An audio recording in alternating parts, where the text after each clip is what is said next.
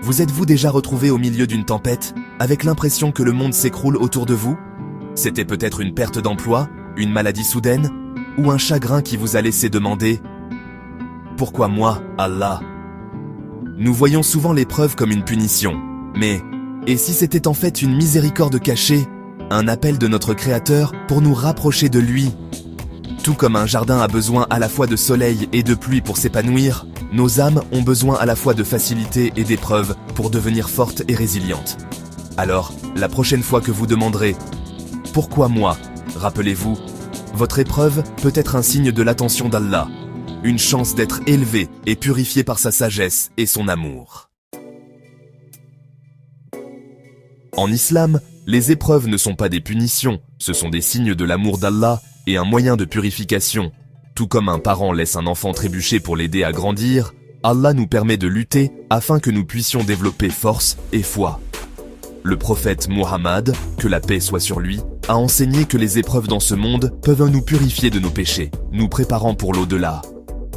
Chaque douleur et chaque larme peuvent être une expiation, une chance de retourner à Allah avec une ardoise propre.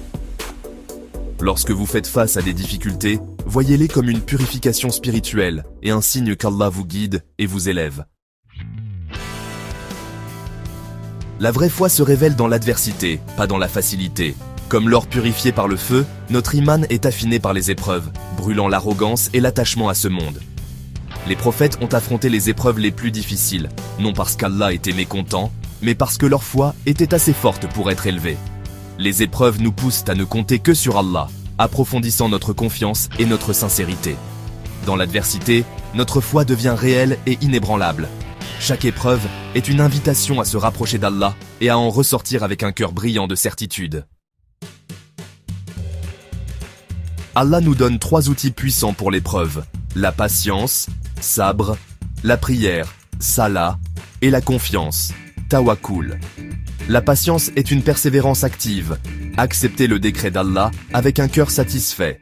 La prière nous connecte directement à Allah, offrant réconfort et espoir lorsque nous sommes dépassés. La confiance signifie faire de notre mieux, puis laisser le résultat à Allah, sachant qu'il planifie le mieux pour nous. Ces outils forment un bouclier spirituel, transformant la douleur en adoration et la lutte en récompense. En les adoptant, nous transformons l'épreuve en un chemin de croissance spirituelle. Chaque épreuve est une invitation divine à retourner à Allah, nous rappelant notre dépendance envers lui. L'épreuve nous sort de la distraction, nous guidant vers ce qui compte vraiment. Chaque difficulté est un panneau indicateur, une chance de pardon, de croissance et d'une connexion plus profonde avec notre Créateur. Lorsque nous voyons les épreuves comme des opportunités, la douleur devient significative et pleine d'espoir.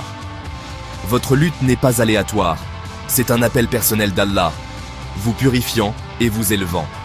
Embrassez la patience, la prière et la confiance.